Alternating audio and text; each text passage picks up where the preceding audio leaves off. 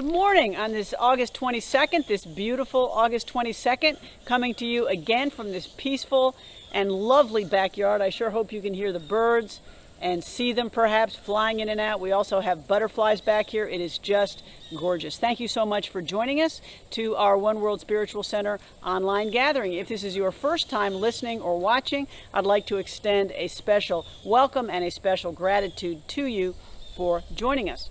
We have a great gathering for you today. We're continuing our August series on healing, and today what I'm going to talk about is healing our world. I'm going to talk about the idea of Tikkun Olam, which is from the Jewish mystical tradition, meaning healing our world or repairing our world. And so we're going to explore that.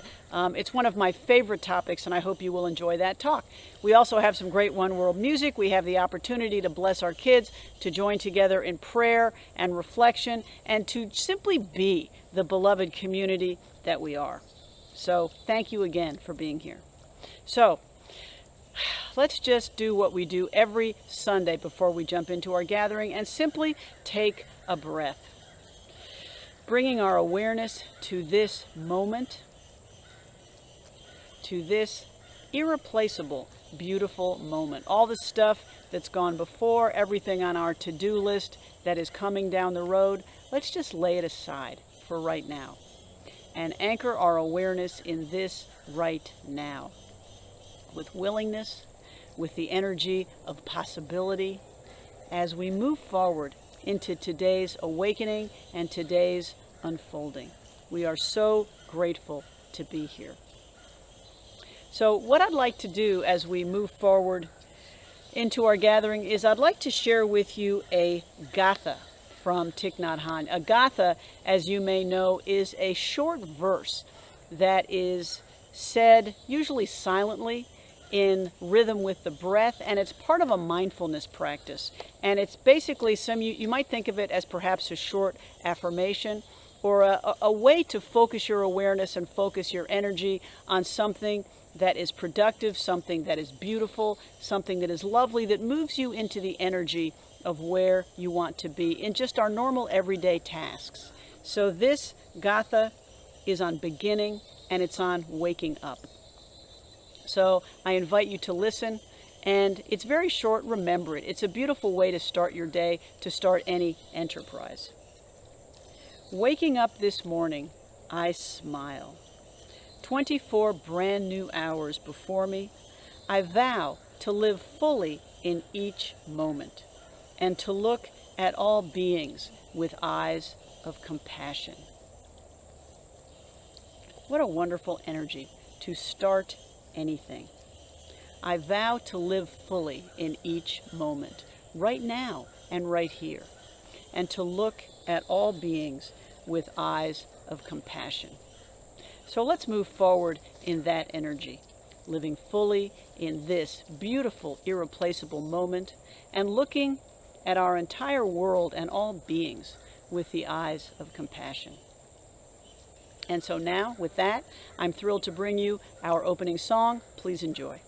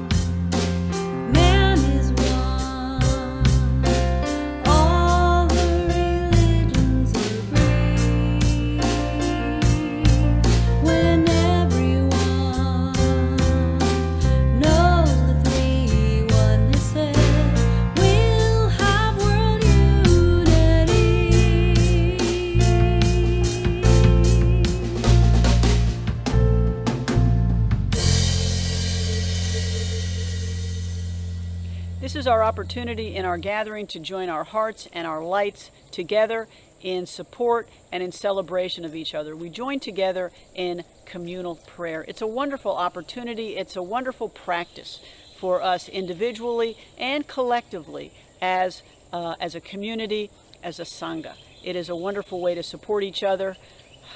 And I ask myself, how many times during the week do I have really to sit and join my energy and my heart and my intention together in intentional prayer with others? Not many.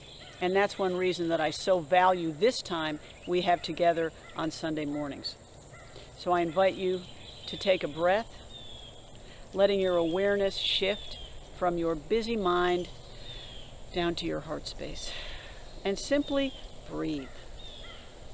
Let your chair support you.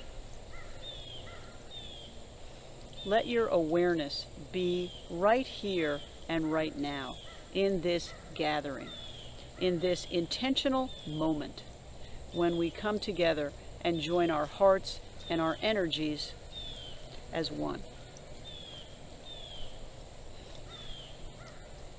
Mother, Father, God, we are grateful for this right now, for this opportunity we have to sit and breathe and be together, even though we are remote, joining our focus, our intention, our love, and our light together in support of each other, our community, and our greater world.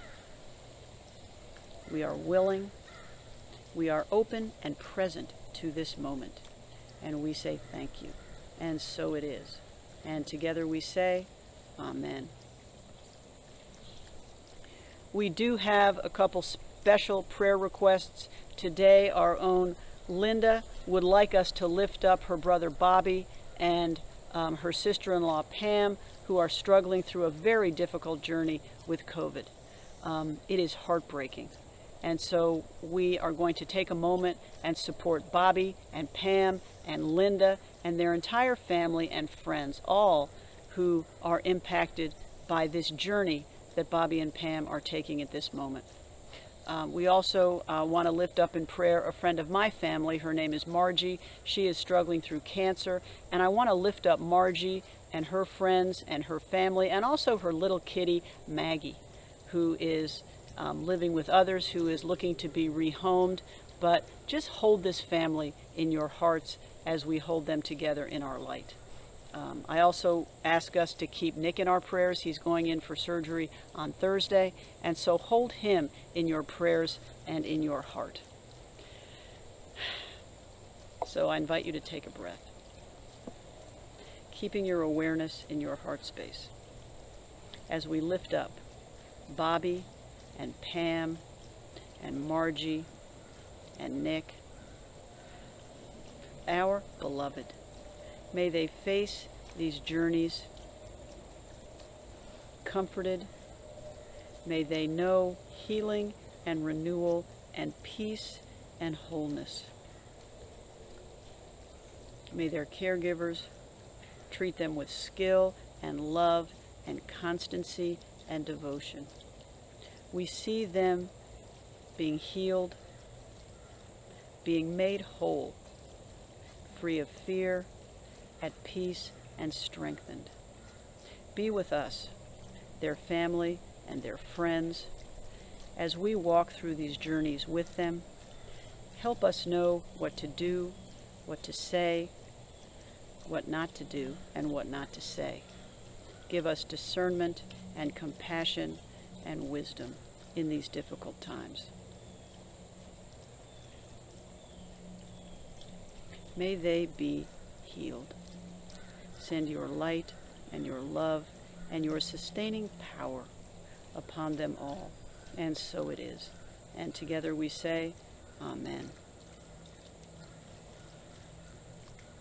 So if you have on your heart a beloved or an upcoming life circumstance, a challenge, something that you are facing, or that a beloved of yours is facing, let's take a moment right now and just lay whatever that is in the circle of our loving energy. Just hold it in your own awareness, knowing that it is heard, knowing that healing and peace and light are here, and that wholeness is coming. So let's just take a moment and rest together in the silence.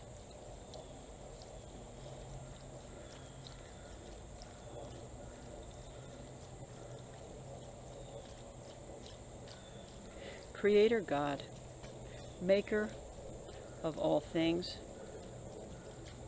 we release to you our beloved, our life circumstances, all that is on our hearts, on the hearts of every person watching or listening here now. We know that these concerns are heard. We know that our greater good is unfolding. We are grateful for healing that is to come. We commit our beloved to your care, and we are so grateful for the love and the light that surrounds us at all times. And so it is. And together we say, Amen.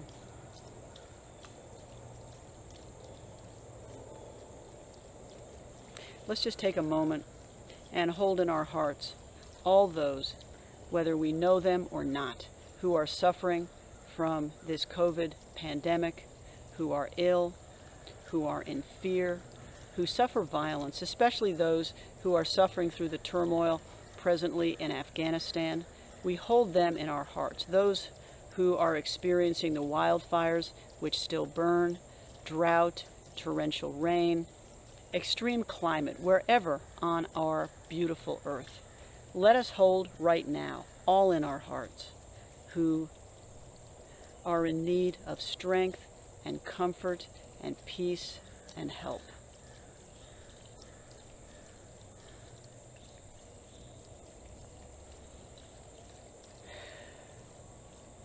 Bringer of peace, Creator God, we extend our light and our compassion and our love to all in need, to all who fear, who hunger,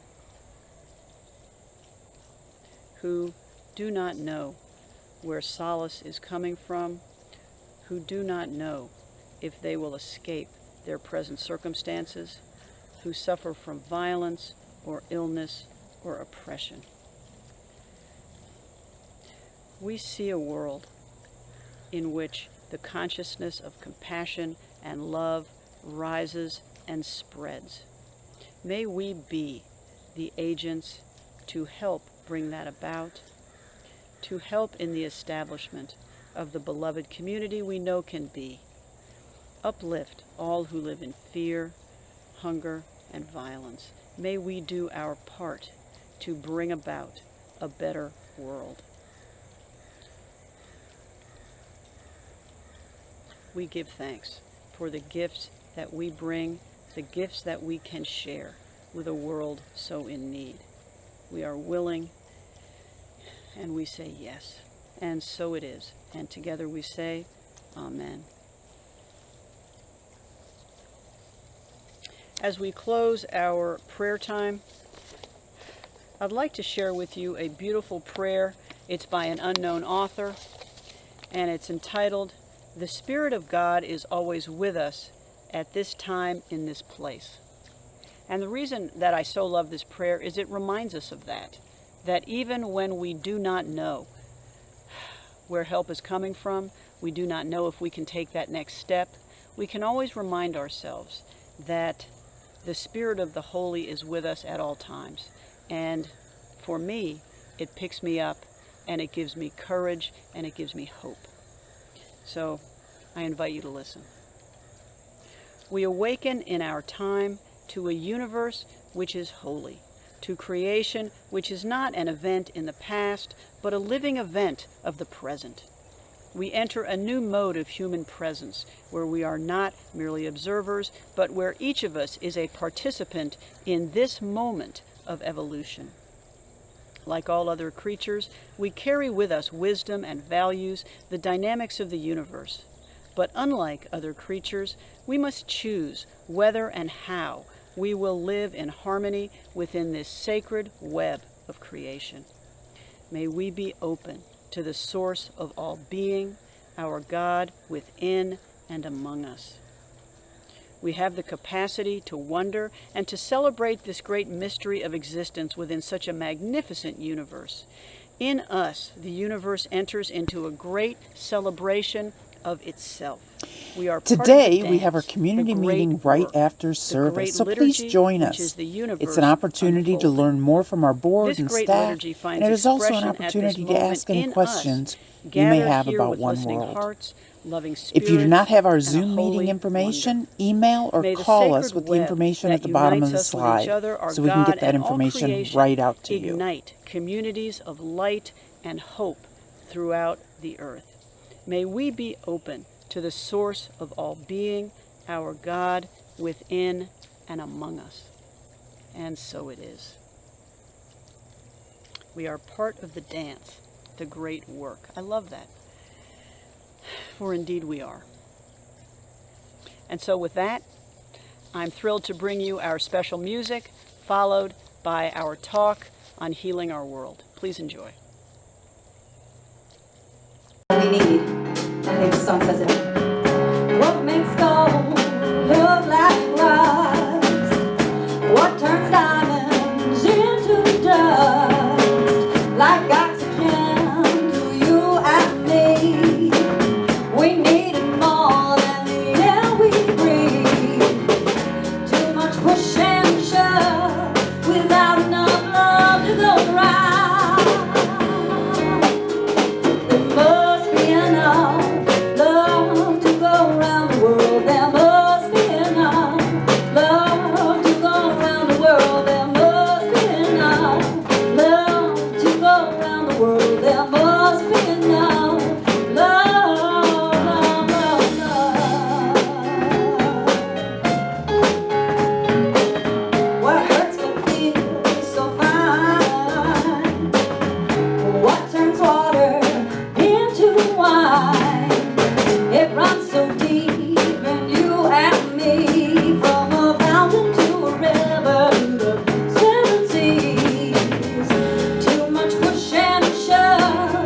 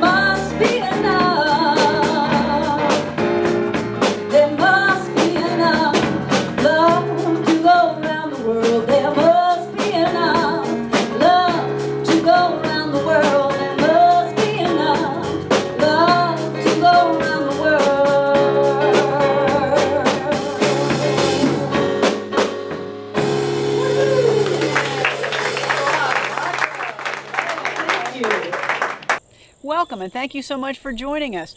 So yes, I'm coming to you from the same backyard. This is so fun. Usually I'm sitting inside, but I decided, since we're talking about healing the world, I decided as I spoke just to show you a little bit more of it. So we're in this beautiful backyard where I normally shoot the other segments from, so I hope you enjoy.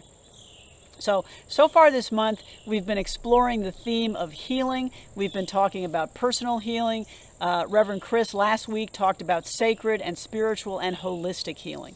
So today what I'd like to do is widen the circle a little bit, broaden the topic, and talk about healing our world. And what I specifically want to talk about, at least in part, is the concept from the Jewish mystical tradition called Tikkun Olam, or healing the world, or repairing the world.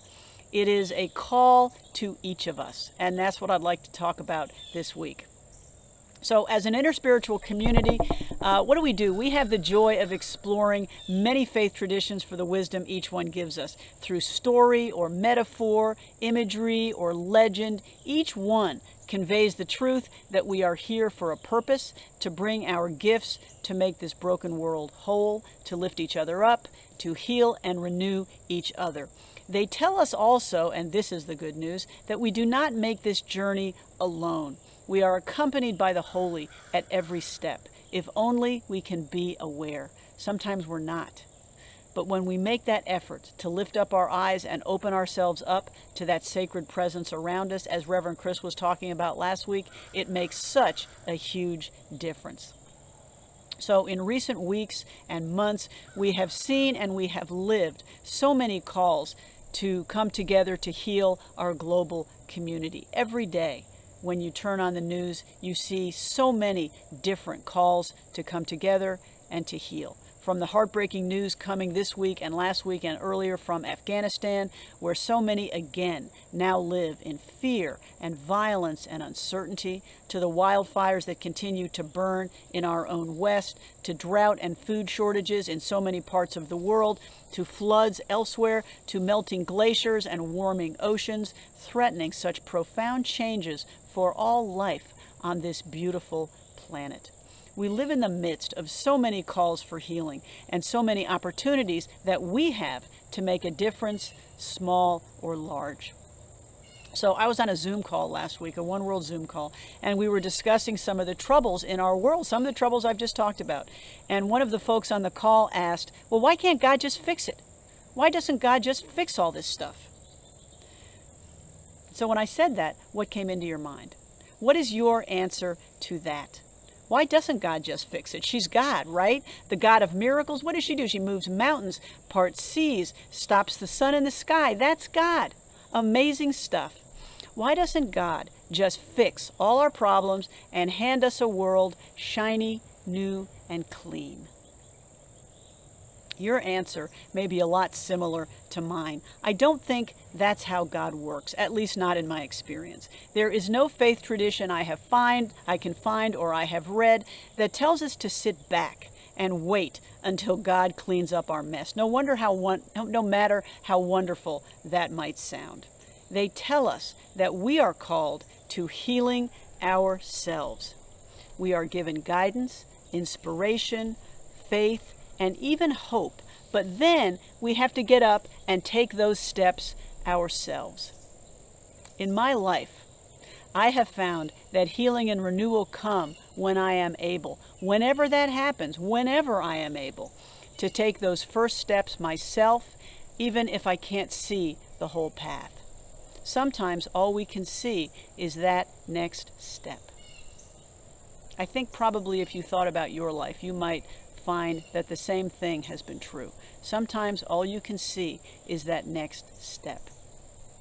And often it's uncomfortable and it may even be wildly inconvenient. One of my favorite authors, I've spoken about her before, is Anne Lamott. And in her book, Help, Thanks, Wow, she puts it this way. But where do we even start on the daily walk of restoration and awakening? We start where we are. We find God in our human lives, and that includes the suffering. I get thirsty people glasses of water, even if that thirsty person is just me. My friend Tom goes through the neighborhood and picks up litter, knowing there will be just as much tomorrow. We visit those shut-ins whom a higher power seems to have entrusted to our care. Various relatives, often aging and possibly annoying, or stricken friends from our church communities, people in jails or mental institutions who might be related to us, who benefit from hearing our own resurrection stories. My personal belief, she writes, is that God looks through her Rolodex when she has a certain kind of desperate person in her care and assigns that person to some screwed up soul like you or me, and makes it hard for us to ignore that person's suffering. So we show up, even when it's extremely inconvenient or just awful to be there. I love that image. One goal of our spiritual practices, what is it? They give us tools to get up and move, to respond, to answer when God's Rolodex brings up our name. It's not always fun, and it's not always convenient. So a couple of years ago, Reverend Sidney McGill-Lindquist and I taught a class on world religions to a seniors group here in Roswell. The group is called Senior Enriched Living. It's a wonderful group. We had a fabulous time. When I was preparing for the class on Judaism, I called up Mitch Cohen, a friend of mine and a former rabbi, and asked him for one takeaway he would like to give to a class of Roswell seniors, most of them non-Jews, exploring Judaism. Mitch is so funny. He said, okay, you want me to take a tradition of 4,000 years with complex political, religious, and social currents running through it at every level and sum it up in a phrase. I said, yeah, that would be good. So Mitch is always up to the task. He said, okay, when people ask me this, here's what I say. And here's what he said. Judaism is a religion sourced in history, teaching us to live in the here and now, based on deeds and actions, with little or no emphasis on the hereafter.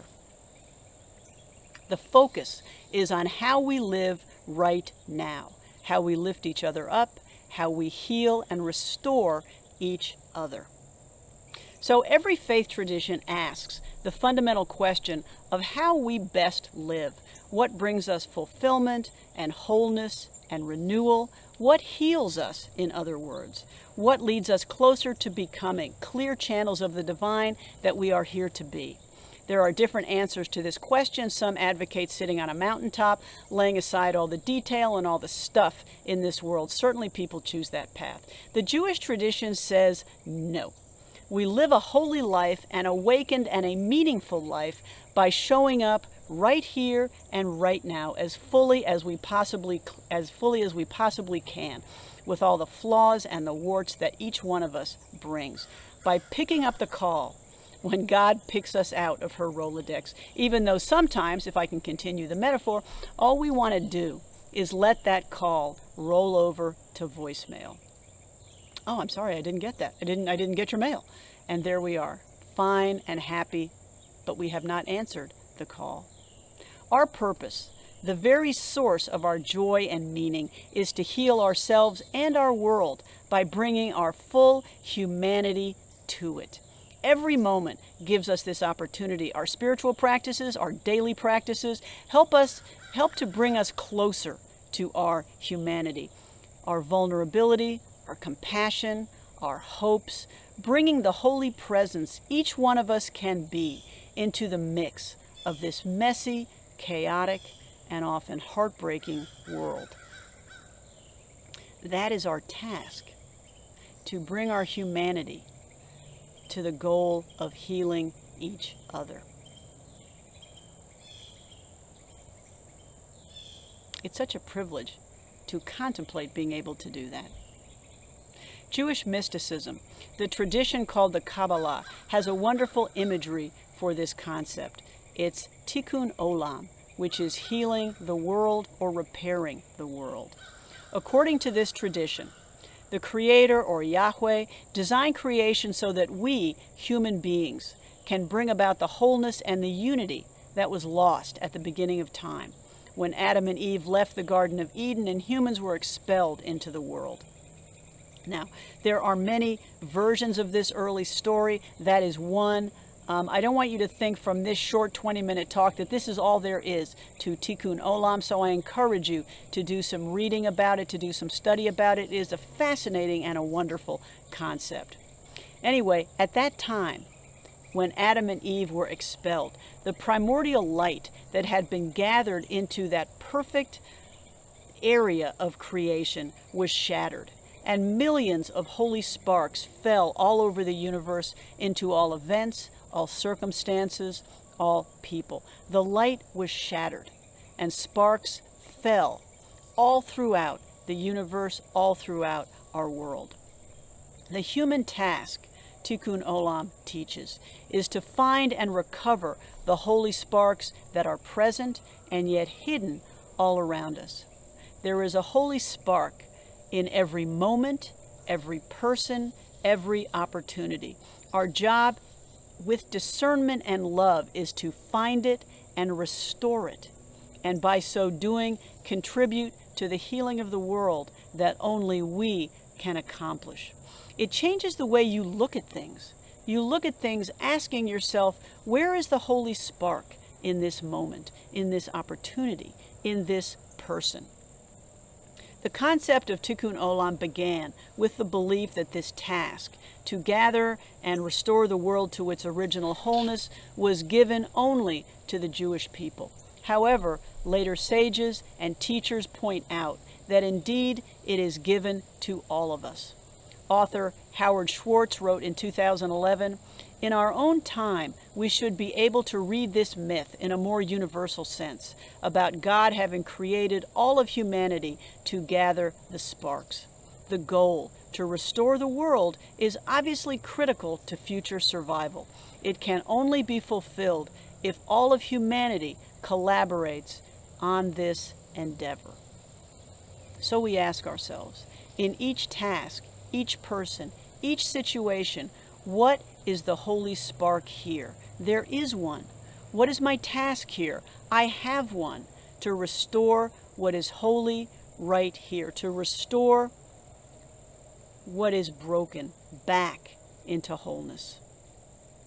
So how do we encounter problems when we do this? What is the problem in doing this? We doubt our ability to make a difference.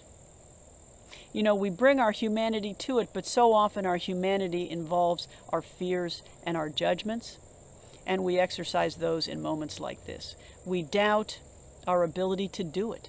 We believe someone else can do it better. We'll be smarter and more able.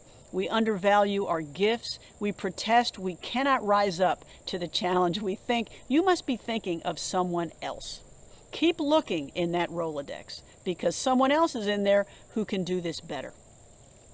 We focus on our brokenness and we neglect our strength, our resilience, and our wholeness. If you read the Hebrew Bible, you'll see that every time a prophet was approached with a call from God, what did they say?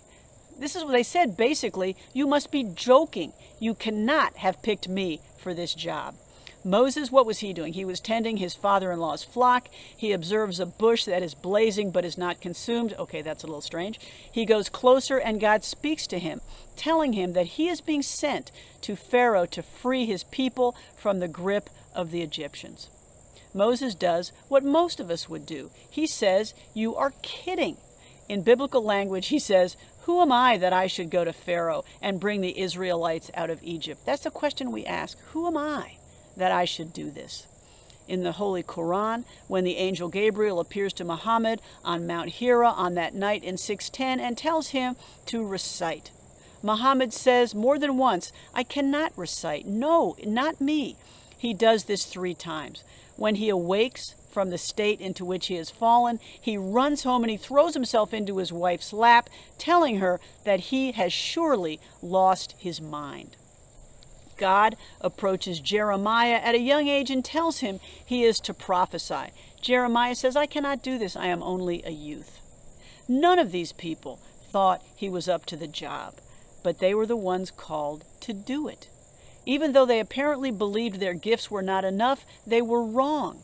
We just don't know until we get that call, until we take that first step. To make it even more uncertain, we also don't know how our gifts are going to be received. It doesn't matter. Author Wayne Mueller tells the story of the time he went to visit a friend of his named Simon who was dying. Simon was frightened and alone, and he didn't understand what was happening. So Wayne spent much of the time speaking with him, trying to give him some spiritual inspiration, digging deep to give him pearls of wisdom that would help him weather this journey. Telling him about feelings, telling him about the rhythm between sadness and joy, not getting caught up in the reasons why he was feeling certain things. He felt when he left that Simon felt lighter, and he was glad that his insights had brought some healing. So just before he left, Simon said, "You know, Wayne, I really didn't understand most of what you said, but I like your company and the sound of your voice." So Wayne wrote that all the time he thought he was being inspirational and wise in conveying this truth that Simon was getting healed from. Simon just liked his company and the way he sounded, but that was enough. That was the gift. Sometimes we just don't know when or how we are gathering up sparks to make our world whole. We just need to keep taking that next step with love and discernment, trusting that it is our step to take. So where do you see holy sparks? They are all around us, sitting next to us, right outside the door, at the end of the phone, on our calendar, down there on our to-do lists. They are all around us.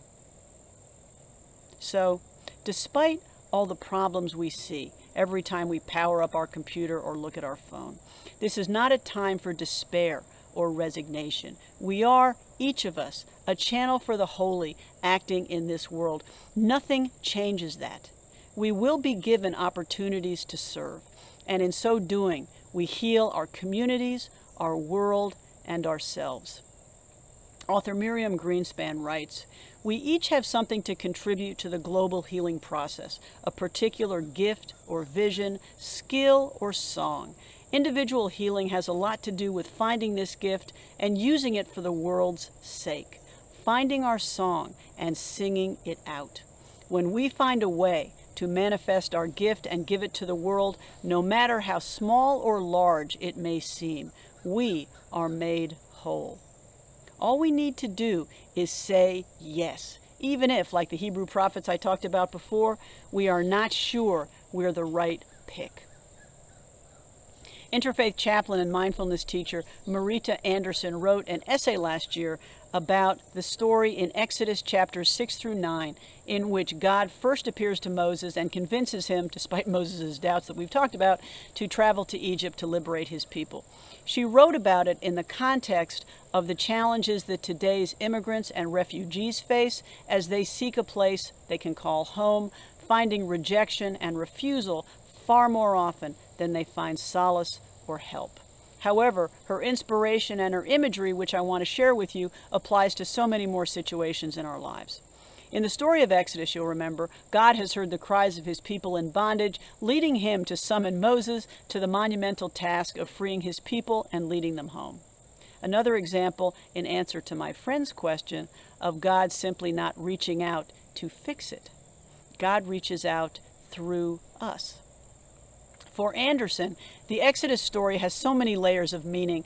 And again, as an aside, this is really one of the riches of Scripture. When we read the Hebrew Scriptures, the Christian, it doesn't matter, any Scriptures we read, there is so much meaning that we can find, whether we look at them allegorically or metaphysically, it doesn't matter. But what I find when I read these Scriptures is every time I do, something comes out that is new and that is inspiring. That it's the same words that have always been there, but I am different, and I am reading it and seeing it different, which is why I stress so much going to these ancient texts or even newer texts and finding what wisdom speaks to us each time. So, as she reads the story in Exodus, Anderson speaks of the flow of communication between God and Moses. She writes, "The flow of communication, the very act of listening and speaking, becomes a pathway toward freedom." I love the dynamism in that thought. The very act of listening and speaking becomes a pathway towards freedom. as they find the courage to move forward, Moses and his brother Aaron discover that through their actions, they become the bridge between God and his people. You can see that she imagines that we are all called to be such bridges. I love that imagery, each one of us acting in our own way, being a bridge between the holy and this world.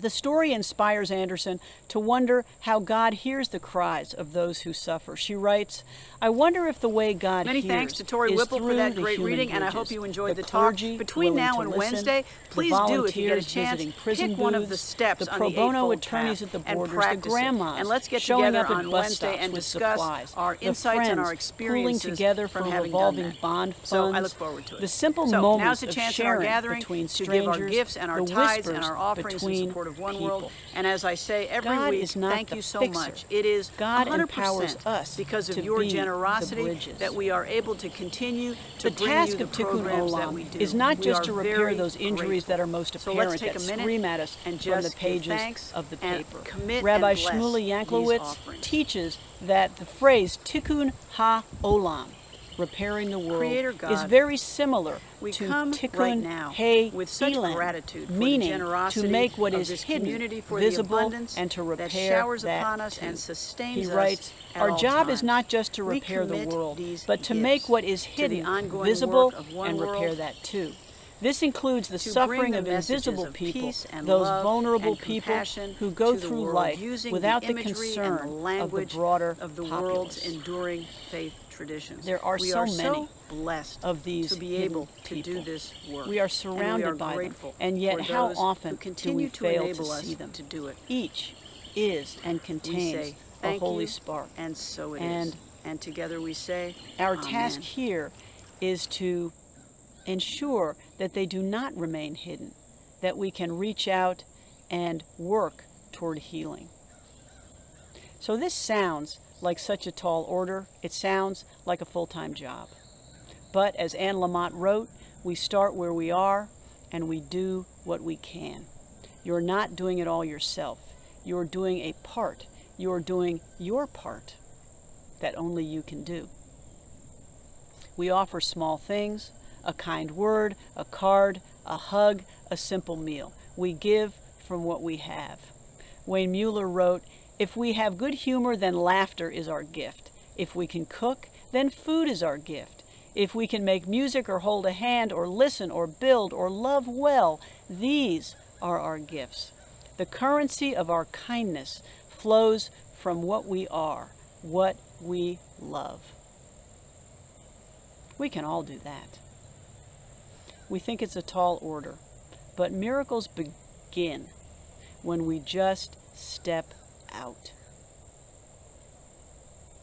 So, thank you so much for listening. I'd like to close with a reading by Peggy Bell. Enjoy. Today's reading is by John O'Donohue. He writes, the world is not decided by action alone. It is decided by consciousness and spirit. They are the secret source of all action and behavior.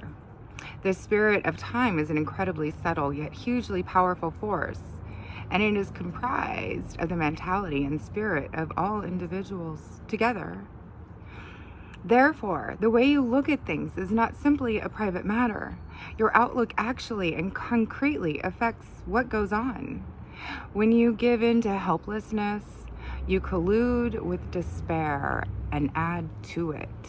When you take back your power and choose to see the possibilities for healing and transformation, your creativity awakens and flows to become an active force of renewal and encouragement in the world. In this way, even your own hidden life, you can become a powerful agent of transformation in a broken, darkened world.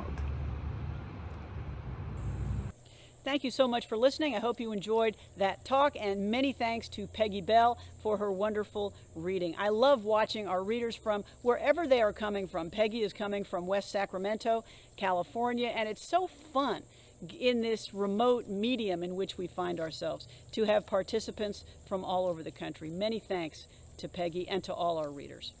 And so this is the opportunity we have to give our gifts and our tithes to One World. And again, as I say every week, I'd like to say I am so grateful for your continuing support, for your continuing generosity. Thank you so much for all you do to enable us to continue to bring you the programs that we do. We bless these gifts and we commit them to the continuing work of One World.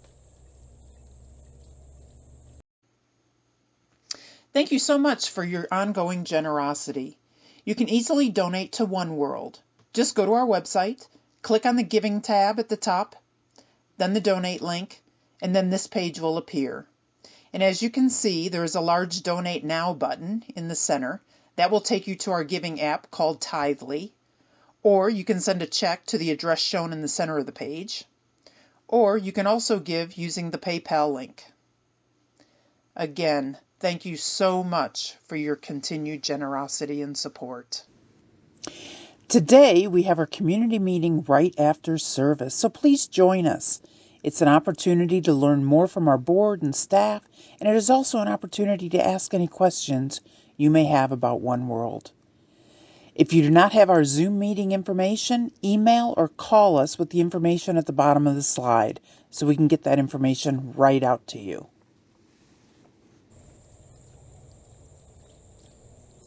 Let's take a minute and focus on our kids. We are so glad that every week we are able, with our youth director, Reverend Rebecca Johnson, on the 10:30 call, to bring our kids together, to explore the very principles we talk about here, whether it's forgiveness or abundance or healing or joy, whatever the topic is that week. They bring their own joy and creativity and sense of deep fun to whatever it is they are doing. We are so grateful for each and every one of our kids. So let's take a moment and remind them that we see the divine in them, that we are so proud of them, and that we are thrilled that each one of them is the light that he or she is. So together, we love you, we bless you, we appreciate you, and we behold the divine in each and every one of you. And so now, as we move forward into our closing song and slides, I'd like to say thank you so much for joining us. I hope you've enjoyed our gathering. We are having our monthly community meeting directly after this video ends, and so if you're interested in joining us for that, please email us at info@oneworldspiritualcenter.net, and we will be sure to send you that Zoom link. Thank you so much again. I hope you have a wonderful week. I hope you have a blessed week, and we'll see you next Sunday. Hit it, boys.